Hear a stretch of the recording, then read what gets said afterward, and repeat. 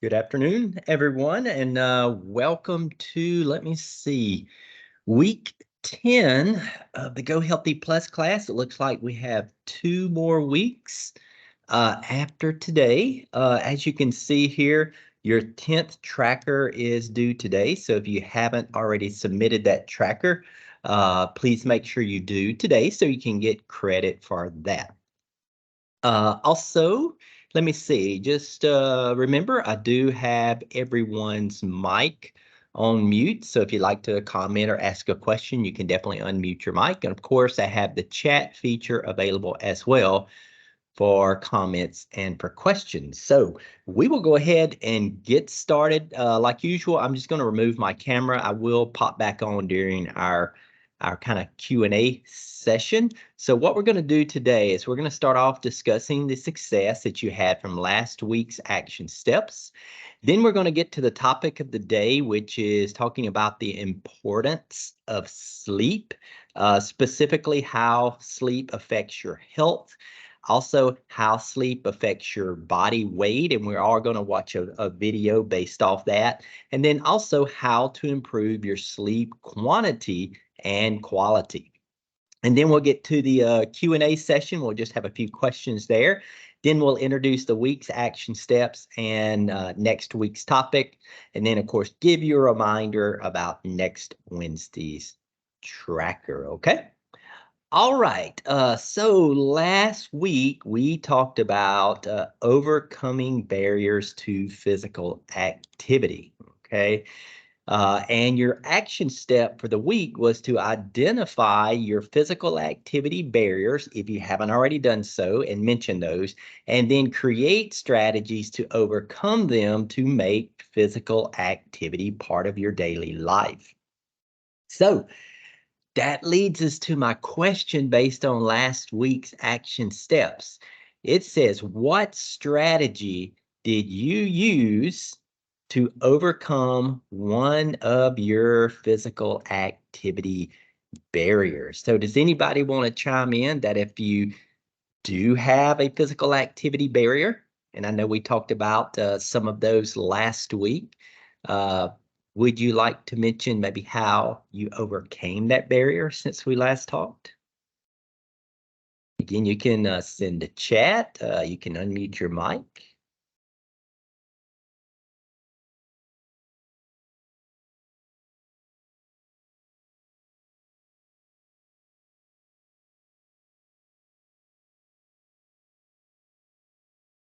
Anybody want to mention it?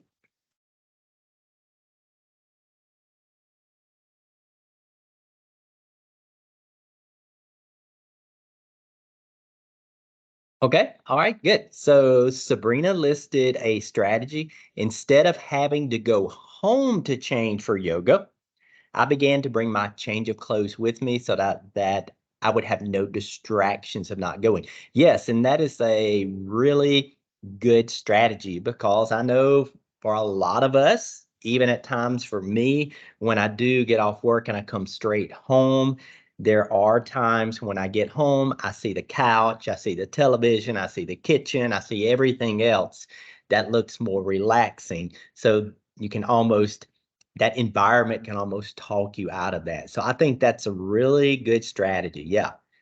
Bringing your clothes with you to work or to wherever instead of going home for that. Yeah, perfect. Anybody else that wants to chime in on that? Maybe a strategy you use to overcome one of your barriers?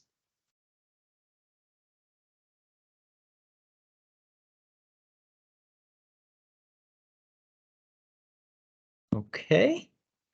Well, if that chat pops up, I will grab it when it comes through. So yes, moving forward, obviously physical activity is one of the fundamentals of the course, and that's 30 to 60 minutes every day of any category of physical activity. Remember, anything that gets you moving can count toward physical activity. All right, so that's going to take us to the topic of the day. First, starting off, how sleep affects your health. Now, what we're going to see on the slide, some of this will be a little bit different. That's in your program booklet. I did change it up a little bit, but obviously you will have this recording so you can go back. So this information comes from the American Heart Association, And you can see here the recommended amount of sleep for adults is 7 to 9 hours each night. So 7 to 9 hours each night. Now, before we look at these two additional pieces on this PowerPoint slide, I first want to give you a definition of what sleep, or what is defined as quote unquote good sleep. And this definition of good sleep does come from the sleepfoundation.org. And this definition says, for adults, good quality sleep, again, good quality sleep means that you typically fall asleep in 30 minutes or less, sleep soundly through the night with no more than one awakening, and you drift back to sleep within 20 minutes if you do wake up. Okay, so that's for adults, what they define as good quality sleep. Now, they define poor sleep quality as being characterized by trouble falling asleep and staying asleep, restlessness, and early awakening. So I wanted to give you a definition of what it meant for good quality sleep and how it relates to these next two parts here. And you can see on the PowerPoint, according to the American Heart Association, the benefits of good quality sleep, not just the amount of time, but also the quality. And it says the benefits of good sleep, as you can see. It's healing and it repairs cells, tissues, and blood vessels of the body. It helps to strengthen your immune system. It helps improve our creativity, our productivity. It improves our mood and our energy. It does improve our brain functioning. Like it says, alertness, decision-making, focus, learning, memory, reasoning, and problem solving. Also, good quality sleep gives your body a better ability to build muscle. Of course, like it said earlier, as you're sleeping, your body does repair itself. Also, it quickens reflexes, and there's a lot of studies based on this as far as good quality sleep. It can lessen the risk of chronic diseases, and we're going to see a video that touches on that slightly. Now, the American Heart Association also lists what poor sleep may do as far as putting you at a higher risk for. And again, this is based on numerous studies. It can put you at higher risk for Alzheimer's disease, cardiovascular disease, cognitive decline and dementia, depression, diabetes, high blood pressure, high blood sugar, high cholesterol, infections, and obesity. Also, poor quality sleep can cause accidents, breathing problems, hormone imbalance, memory and cognitive issues, increased appetite and unhealthy eating, and we're going to see that as well on the video that we watch, inflammation, stress, and weight gain. Again, there's tons of research out there related to this. You can actually go to the American Heart Association website and look into this research further. You also can go to the CDC website, Center of Disease Control and Prevention, and they have a wealth of information related to research with sleep and chronic diseases, etc. Okay, which now takes us to the video that we're going to watch. I do have a chat here. Carrie said she's done better with her sleeping habits. She operates well on 4 to 5 hours of sleep.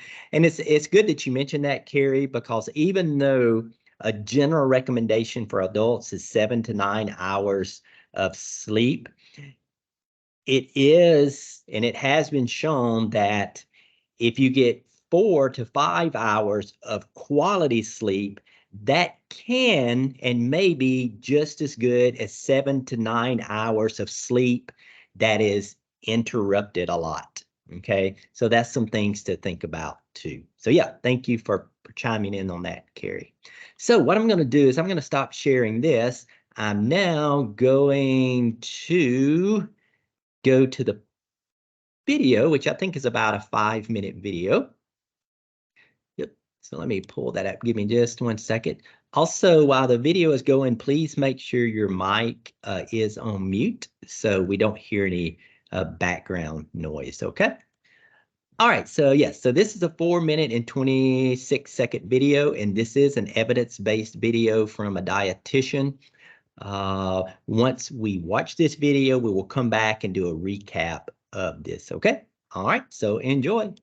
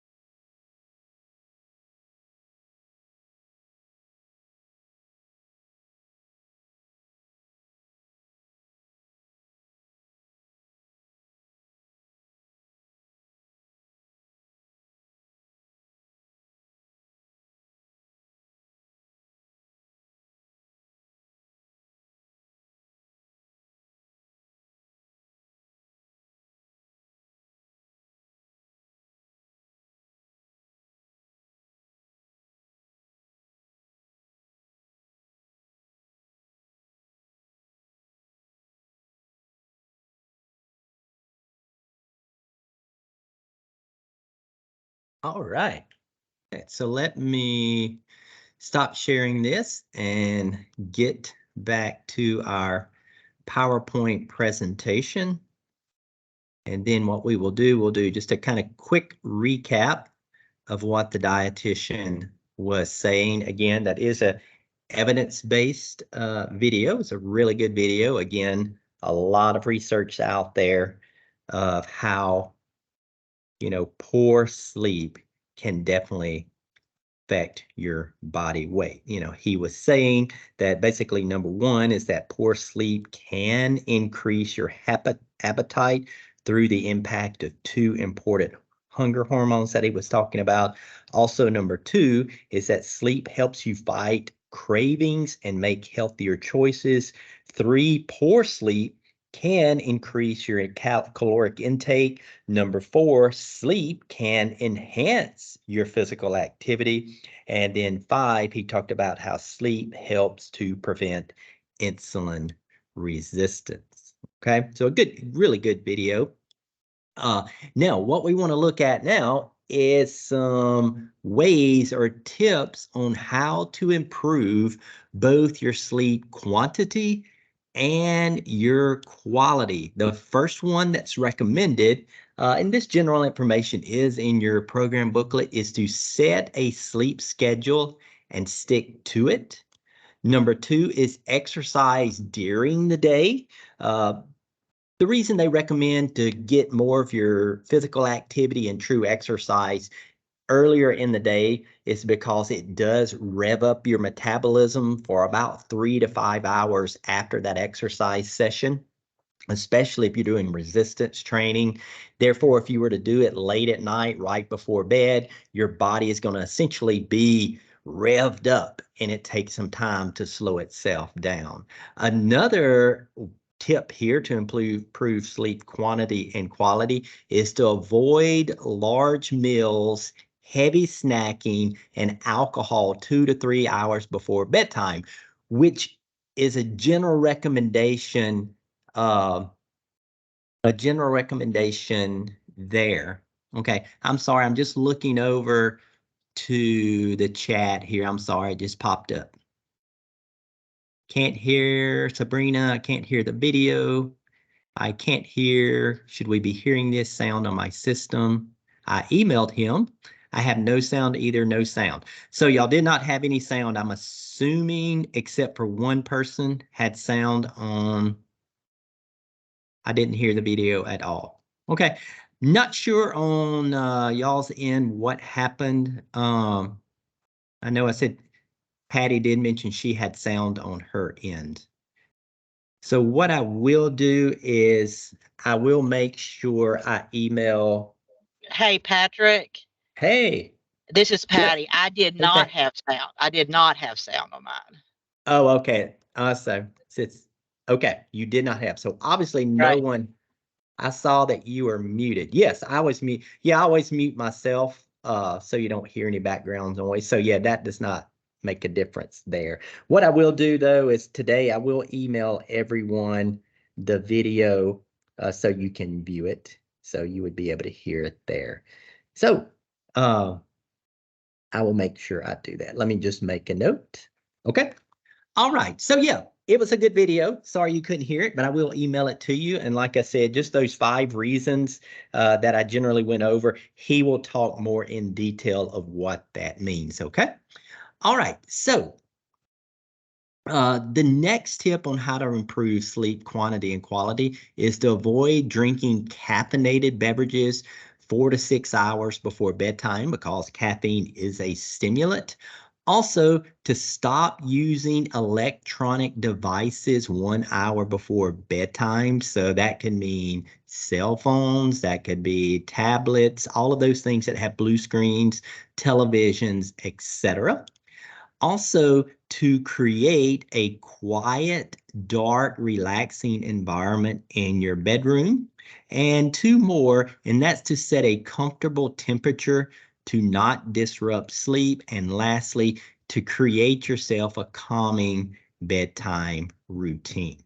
Okay, so again, some general tips on how to improve your sleep quantity and your quality. All right, which now takes us to two discussion questions. So I'm going to pop back on here. So the first question, and I think Carrie kind of already mentioned this. If you're interested, letting us know how many hours of sleep do you get on a regular basis? How many hours of sleep do you get on a regular basis?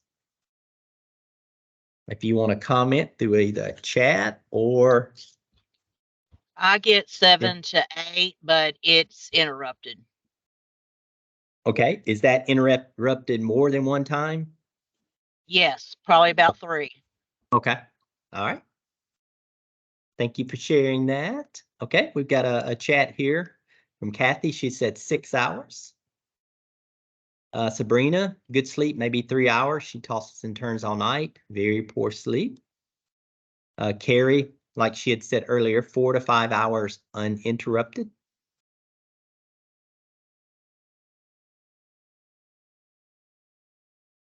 Anyone else wants to mention?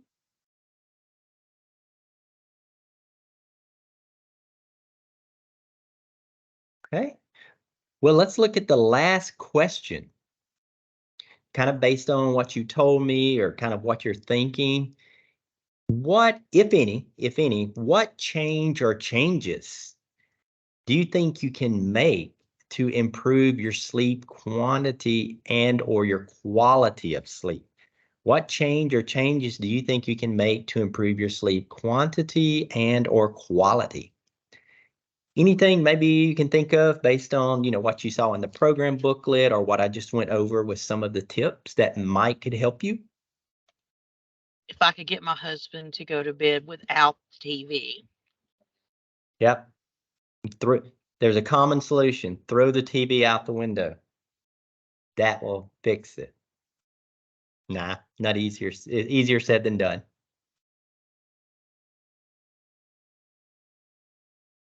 So yeah, that's one thing. Yeah, one of the things they say is to cut off electronic devices about 1 hour before bedtime. Yeah, so that's one of the tips. Anybody else wants to mention maybe some kind of change you can make that you think can improve your sleep quantity and or quality? Okay, Mary said work on a wind down time. Yeah. hmm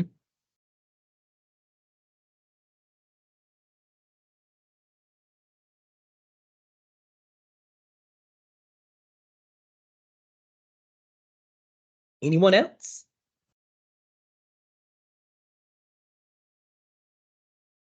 Any change or changes do you think you can make to improve your sleep quantity and or quality?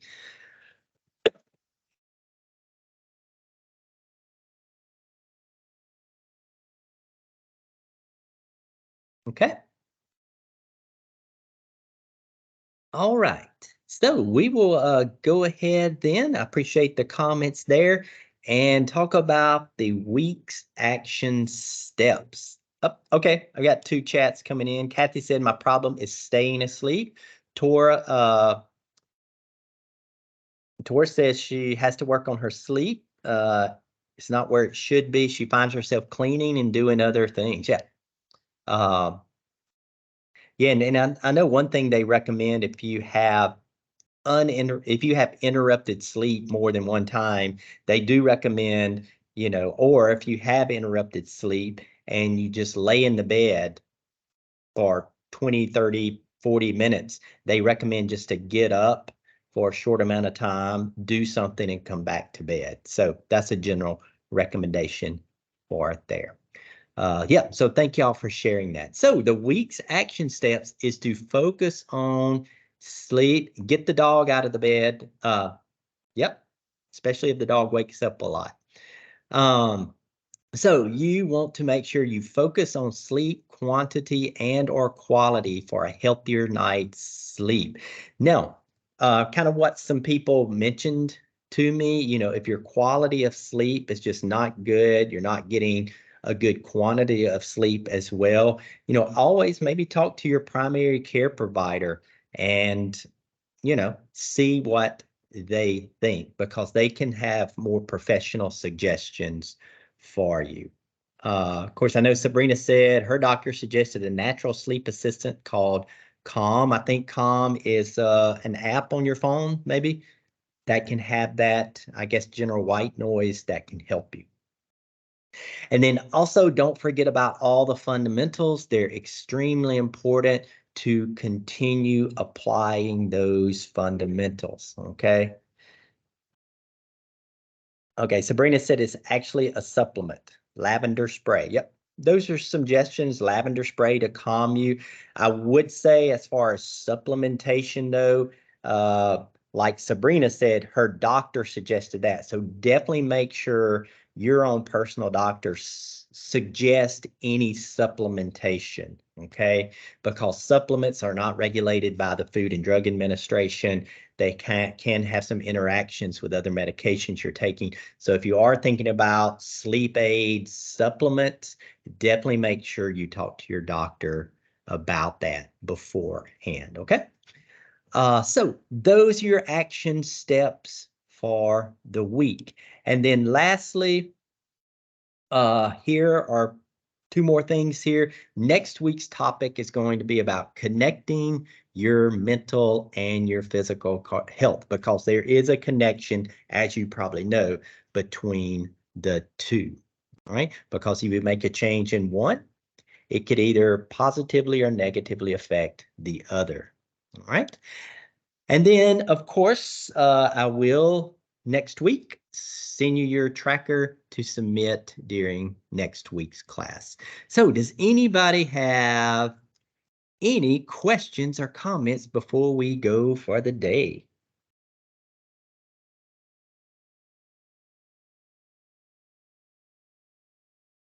Okay. Well, like I said, today I will send everyone that link to that video so you can actually hear it. And of course, I am recording this. And once I do get that uploaded to YouTube, I will send it to you as well. So thank you. Thank you, Sabrina. All right. Well, y'all have a great day. If you do need anything, don't hesitate to reach out to me over email. Other than that, I will see you all next Wednesday. So thank y'all very much, and y'all have a good one.